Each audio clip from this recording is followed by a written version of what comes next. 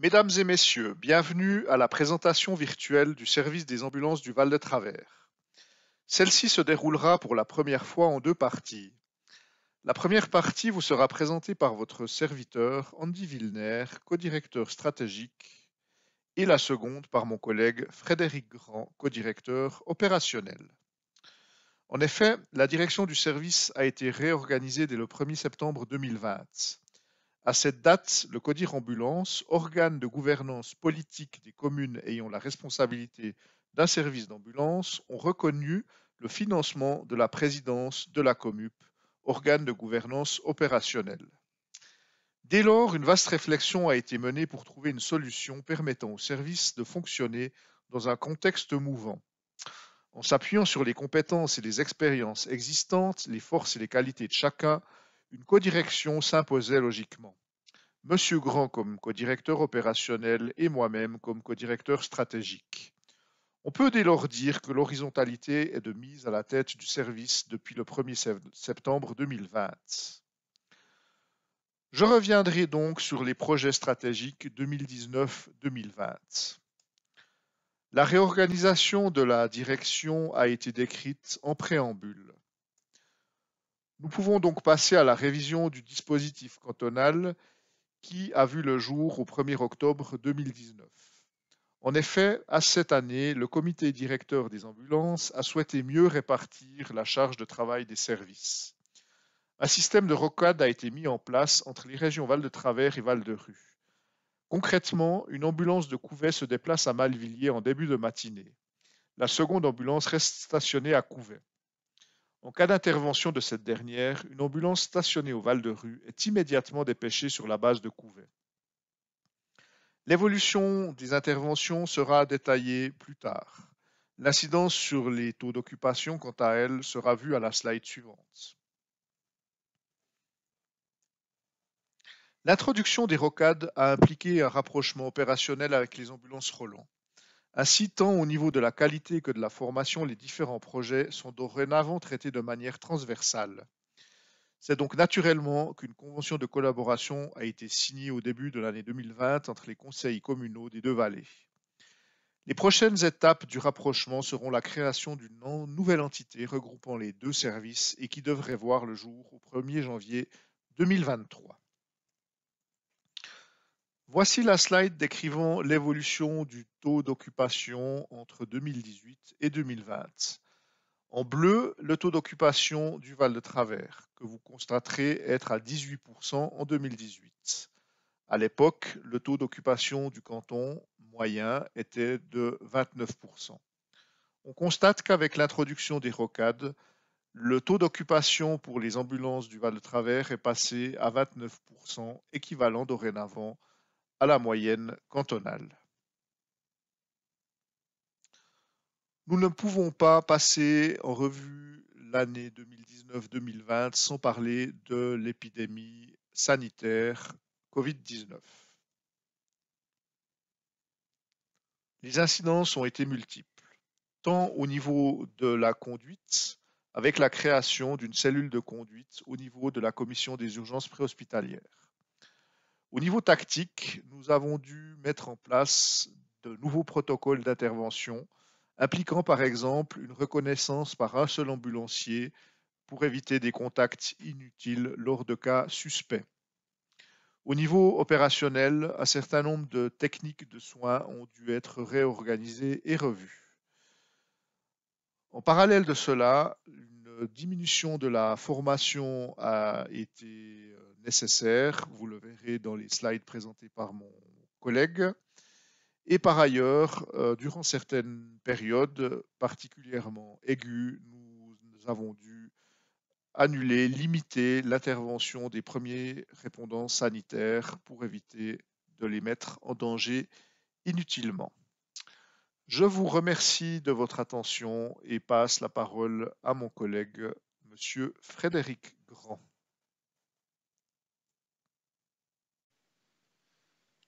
Merci Andy. Bonjour à toutes et tous. Je m'appelle donc Frédéric Grand et je suis le co-directeur opérationnel des ambulances du Val de Travers.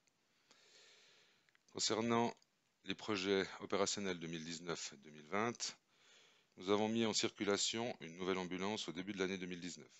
Cette dernière a été équipée d'un brancard électrique, permettant ainsi à notre personnel de moins solliciter leur dos, qui est déjà mis à rude épreuve selon les interventions rencontrées. Pour ces mêmes raisons, notre véhicule datant de 2015 a lui aussi été équipé d'un brancard électrique. Au 1er janvier 2019, afin d'avoir une équité entre tous les employés communaux, une diminution du temps hebdomadaire qui était de 44 heures pour le service des ambulances est passée à 41 heures.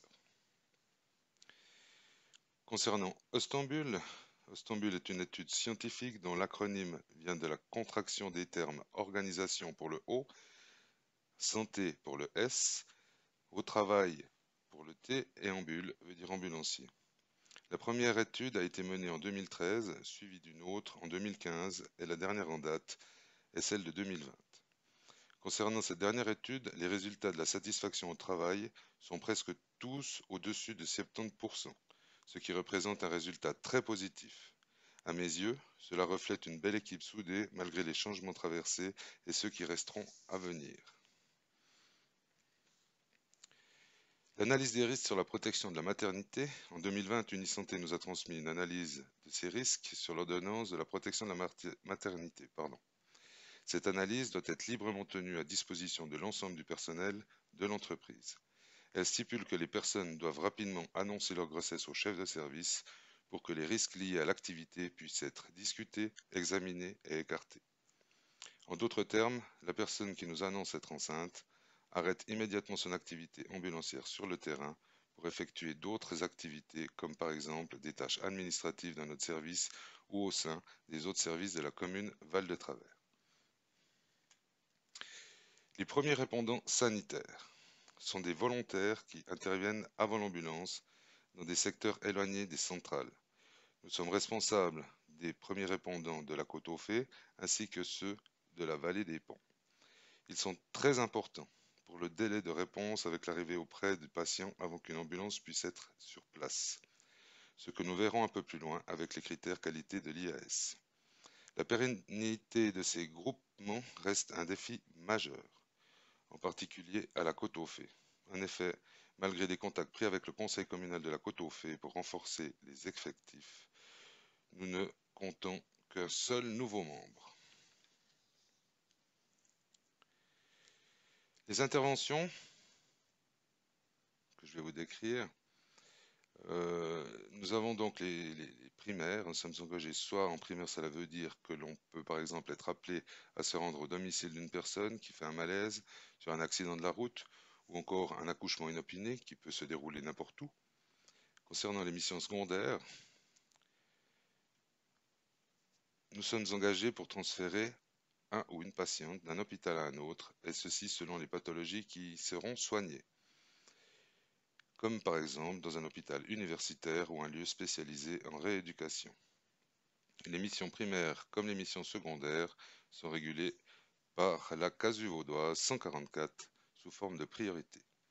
Ces priorités, P1, départ immédiat avec signaux prioritaires pour des cas d'urgence avec probabilité d'atteinte des fonctions vitales. La P2, priorité 2, départ immédiat pour des cas d'urgence sans probabilité d'une atteinte des fonctions vitales. Et la P3, priorité 3, départ autorisant un délai ou programmé. Ce graphique représente l'évolution des mouvements de nos ambulances en 2018 et 2020. On peut constater que le nombre important de rocades est la contrepartie inévitable d'un dispositif qui se veut mobile et réactif. Lorsqu'un secteur du canton est momentanément sous-doté, celui-ci est renforcé par des ressources du secteur voisin. Comme dit précédemment, les premiers répondants sont importants. Un des critères qualité de l'IAS, Interassociation Suisse de sauvetage, recommande pour les interventions de type P1, probabilité d'atteinte des fonctions vitales, pour rappel, un délai de réponse entre l'alarme de l'ambulance et son arrivée sur place qui ne doivent pas dépasser les 15 minutes dans le 90% des cas. En 2019, c'est la première année où l'on évalue le délai pour les secteurs et non plus par service. Cela permet d'avoir la réalité du terrain.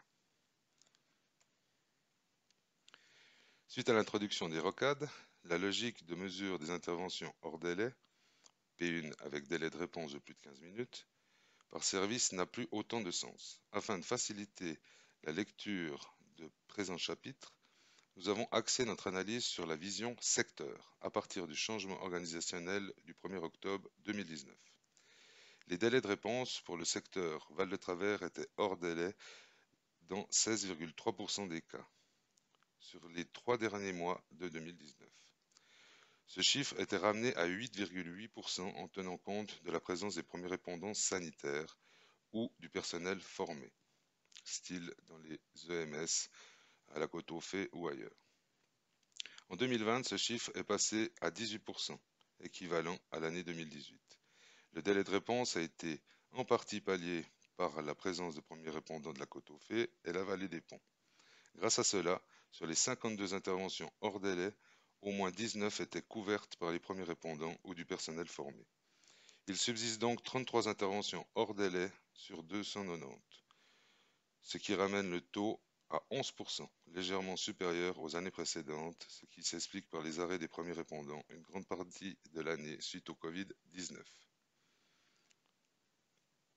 Conformément aux prévisions, notre effectif est au complet. Toujours aucun départ n'est à déplorer à ce jour, suite au changement organisationnel du 1er octobre 2019. Concernant la formation, elle est bien évidemment baissée liée au Covid-19, mais elle s'est quand même trouvée quelques places entre deux avec la formation continue obligatoire, la formation cantonale avec des accouchements et interventions chimiques en collaboration avec les partenaires cantonaux, la formation supérieure pour certains des cadres et la formation continue interne. Je vous remercie de votre écoute et vous adresse à toutes et tous mes sincères salutations.